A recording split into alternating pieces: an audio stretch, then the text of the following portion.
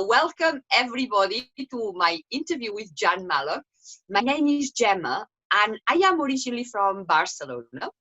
Then I met Jan through a common colleague of mine. We are all in a holistic world, so trying to actually helping people feel better. For me, the start is move better, feel better, be healthier, right? So we are using a holistic brand that helps us help people feel better and be healthier. So what I wanted to ask Jan, first of all, is my topic was how do we embrace changes in life, especially as we age, in the face of, the current world as we are living now.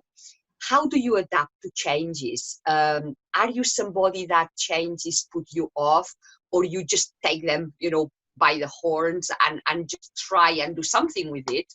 Or how does change affect your life, basically? So Jan has gone through many changes.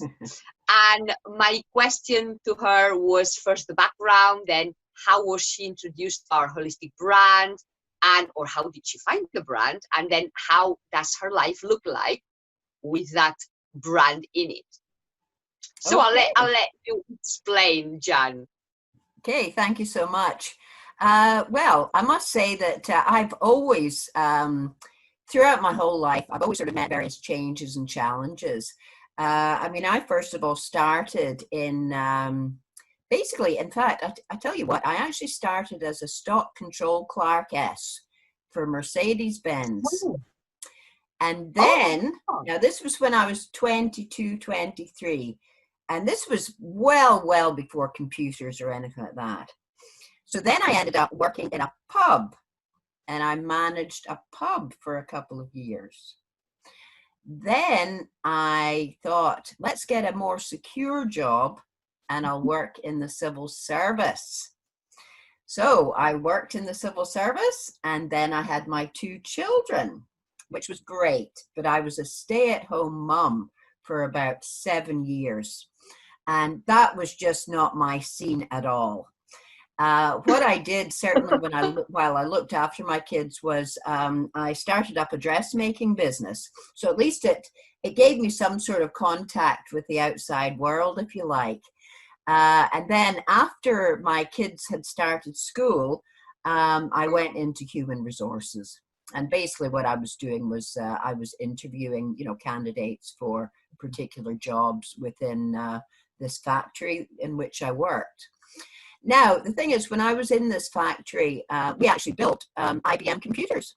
And I actually started building my own computers, and I got this real bug for building computers. And I decided, well, that was going to be my career. So that's what I became. I actually became a network engineer. Now, I was competing against 8 other guys who were they were 21, 22. I was 42 at the time, but I was the one who actually got the job. And I asked the manager, I said, why did I get the job, but you declined all these youngsters who had degrees in computing science and whatnot? And he said, do you know what, Jan? Anybody can learn the technical side of this job, but what we need is somebody to speak to the customers, understand what problems they have with their computers, show empathy, and ultimately fix their problems. So I thought, great, okay. So I did that for 10 years, right up until, 2008. And, but you know what? I got to the stage where I felt, I don't want to fix machines anymore. I wanted to change because I like change. As you can hear, obviously I've done a few careers, and I'm not going to stick around doing the same thing for my whole life, that's for sure. So there was one morning I woke up, and I'm very much into self-development, personal development. And on my bookshelf was one of Tony Robbins' books. And I thought, yes, that's what I'll do. I am going to become like Tony Robbins. Now, that meant I wanted to be a motivational speaker, and I also needed to learn as much about neuro-linguistic programming as I could. So what I did was I jacked in my job. I just resigned, never even consulted my husband. I just did it. And the next minute, what I did was I cashed in my pension, or part of my pension, not all of it. So that allowed me to actually do my hypnotherapy and NLP training course. So that was great. And I also went along to Toastmasters, and every week I went along and I gave a speech. And that gave me the confidence Wow. to speak in front of other people. And not only that, but also how to structure a talk and get your message across. So that was great, great. So and now what I was doing was I was helping people with their minds. I was motivating people. But one thing I wasn't doing was dealing with their physical fitness. And I thought at this, my physical fitness wasn't all that great either, because let's face it, most of my jobs have always been, sitting down at a desk, taking your car to work and whatnot. And I really was never really interested in physical fitness at all. And then it was about 3 or 4 years ago, and I thought, Jan, pull up your socks and do something about your physical fitness. And I actually started to really enjoy this. And then I thought, another challenge is coming here. What I want to now be is I want to be a personal trainer, and I am going to focus on older women to help them become fitter. So what did I do? I qualified as a personal trainer, and that's what I've been doing now. So yes, I'm a personal trainer. Then what happened was, because my target group is older women, what I've been doing is I've been joining groups on Facebook who focus on an audience of older women. So I joined Gemma's group for a start. I then joined Anne Gerling's group, which is the Champions for Healthy Aging group. Total, yes. Brilliant. And then Anne got in contact with me and she said, oh, Jan, it seems quite fascinating, all the changes you made in your life and where you are now. I would love to interview you on my group. Great. And that's what I did. And of course, within a day or two, she's saying, would you be interested in Arbonne? Now, I had never heard of Arbonne before, but the more Anne told me about it, about these nutrition products, all about health and beauty, there's even a range for people doing sport. I thought, wow, this is an excellent complement to my personal training business. And I thought, yes, great, wonderful. And it also solved a huge issue for me because I hadn't really focused too much on the nutrition side of my personal training. But let's face it, if I get my clients to embark on the 30-day clean eating program, that will give them a huge kickstart in their fitness program. So, I can see that certainly in the future, obviously I'll be promoting Arbonne, but I can also see it. I'm going to be doing online courses, which will also incorporate the 30-day clean eating plan in it. And people will buy it basically as a whole full program. Yes. I can totally see the synergy. I also I am a yoga teacher as well as a personal trainer. And of course, the nutrition, we always say, nutrition is 80% of the well-being of a person, and exercise is 20. It's very important, but overall in the scheme of things, and I always put the example as instructors, colleague instructors, not so much personal trainers. I think personal trainers, we've got maybe some, but instructors normally eat really badly. I would say most of them eat very badly, and they use exercise, what I call, to redeem their sins. Right. So that they eat badly and then they exercise to offset the rubbish that they have been putting in. But to me, that's not, that is a conflicted type of lifestyle. It's very conflicted. Of course, you offset, kind of mechanically or numerically from the point of view of calories, and even though you cannot outrun the fork. So it reaches a point that, especially as we age, the more rubbish you eat, you would have to be on a hamster wheel, like literally all night, to burn what you've been eating all day. Then and to have night of sleep, yes, it is impossible. I think people have to focus on food is a fuel, Now, totally. If we thought that we were going to go on a car journey, what we would be doing is putting petrol, diesel, gas, or whatever into the car first.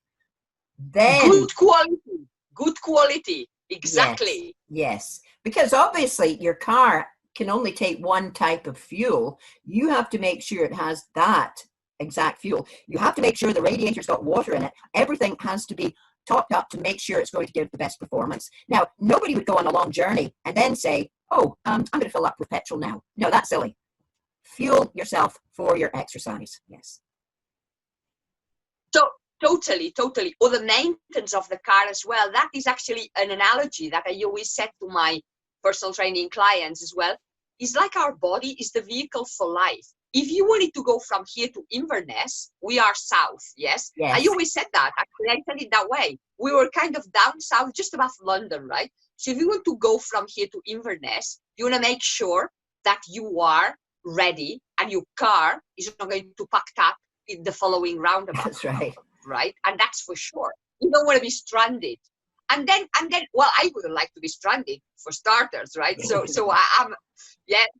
I understand people don't want to be stranded. But then they're very happy to keep putting patches to kind of hop.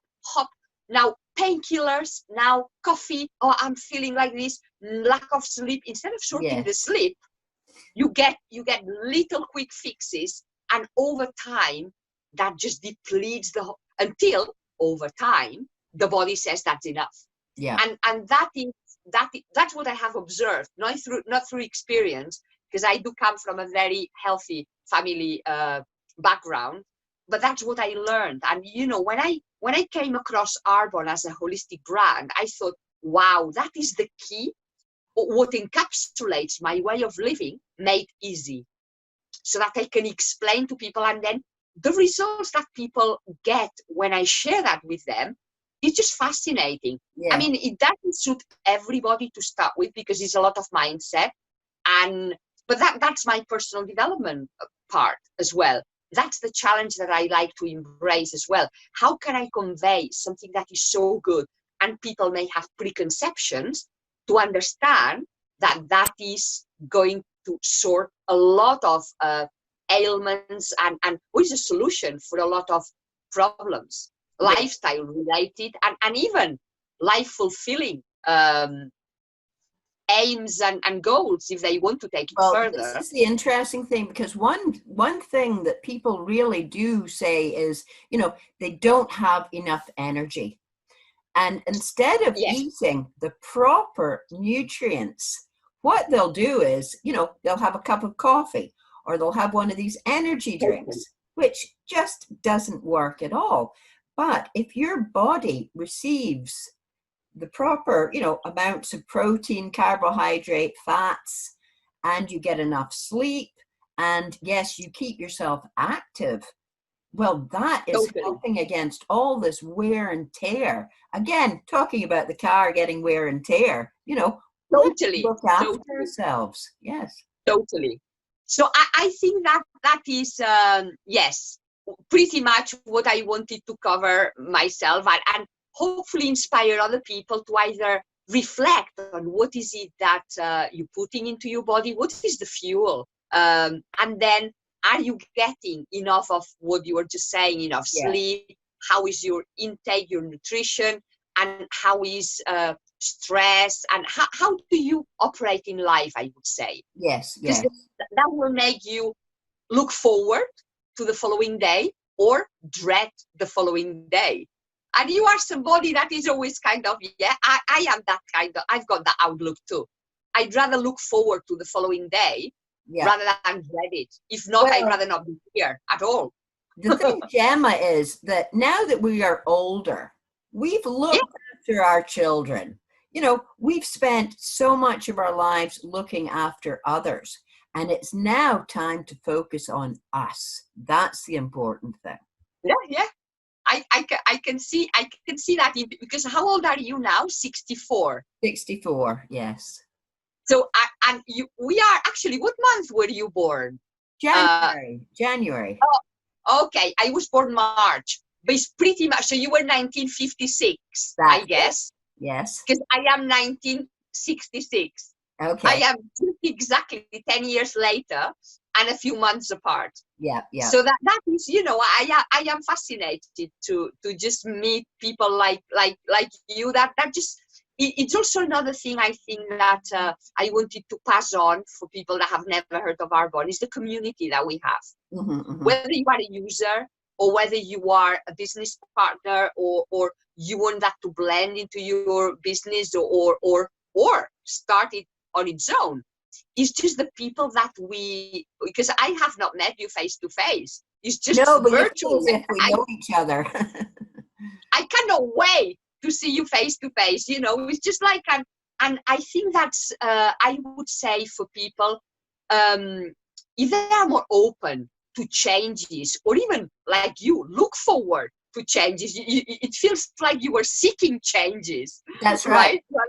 Yes, I mean, I'll show you. I mean, I've actually got something on my desk here. The thing is that I do a lot of, sort of hobbies and whatnot. So I do dressmaking. Now I'm going to show you this photograph. Can you see Okay. that? You see that car? Yes, I do. Yeah. Oh, yes. Right? Yeah. I didn't have 3 cars. I've only got 1 car. But I actually modified that all myself. What, the car? A car, yeah. So you'll see in the picture there, and you'll see, if you can see all the flashes along the side of the car and whatnot. And I put them all on, and the back lights and all that, I put those all on. And I had so much fun with that. But again, the year before I started that, I didn't know I was going to be doing that the following year. You just don't know what's coming around the corner. And the thing is, Gemma, always be as positive as you can and look for these opportunities. We're going to have a lot of problems in our life. And we might have a lot more problems as we get older, whether it's health or whatever. But start trying to think of, okay, how can I actually deal best with that? Totally. What I've got, let's build up a great coping mechanism. Yeah? Yes. I think that before we finish, because I think I was fascinated one time that we chatted offline, that you were brought up or born in New York or in Dubai, and then you are very global. I just wanted to know just a little bit more about your American and Scottish heritage. My mother, she was from Scotland, and in 1952, she was one of these people who always sought challenges. Now, as I say, she was a secretary in Scotland, and she decided she was looking at the evening newspaper, and it said that they were looking for secretaries to work in Kuwait. Oh my God. Now, my mother at that time, she was 28, 29. And she thought, right, I'm going to apply. There's nothing to lose, Oh my God, I love it. So I love it. She went over to Kuwait. And in the meantime, my father from the States, he's a geologist, and he went to work for the same company. So that's how they met. I get goosebumps. And the thing is, in those days, once you got married, the woman had to leave the company. She wasn't allowed to stay working. Yeah. Right. Now, so I was born in Kuwait, and then we traveled around the Middle East quite a bit. So we were in Lebanon, we were in Turkey, we were in Libya in North Africa. Beirut, various places. Of course, I don't remember any of these places because I was still a baby. And then it was decided this was back in 1959, so I would have been about 3.5 or so. My parents decided they would just go back to the United States, so that's fine. Right. We lived in the States, and I had all my elementary schooling there. And then my parents did get divorced, and it was decided that my mum wanted to come back to Scotland, where her basically her sister lived. So I've in effect been in Scotland ever since. That's been 1966 I came back here. Although my sister, she went over to Austin, Texas, around 2000, and she's lived there ever since. And I would love to live in the States, but my husband says, no, it's all right to be on holiday there, but you don't want to live there. Well, you've got kind of one foot here, one foot there, a little bit of aura from everywhere. But I can understand how you can be so open to things and embracing different. I think every time, and I've only changed, yes, 2 countries, 3 places probably, but every change I have made, it opens us. And the more you have to adapt, the more you have to be open. Or the more, Yes, yeah, the more you have to adapt, the more open you need to be. that's Because right. otherwise you're facing the current. Yes. And I cannot be the same person as I was back in Barcelona in 2000, well, 1995, when I left to Madrid. And yeah, that makes us the people we are now. And Exactly. I wouldn't change it. Probably I would not have been talking to you if we had not been going through all these changes. But yeah, that's fantastic, Jan. I think, yeah, I'd love to chat about something else another time. Do invite me if you want to Oh, have yes, another. I'm more than happy to, because obviously I would love to invite you to come onto my sort of page so that you can talk about your experiences, because, Sure, obviously, I mean, I tell you what, I don't know anything about yoga, and it's just sure. these things, but I would love to have you on, and that's what I'll do. I'll be sending an invite, and we can have a nice chat again. Yes.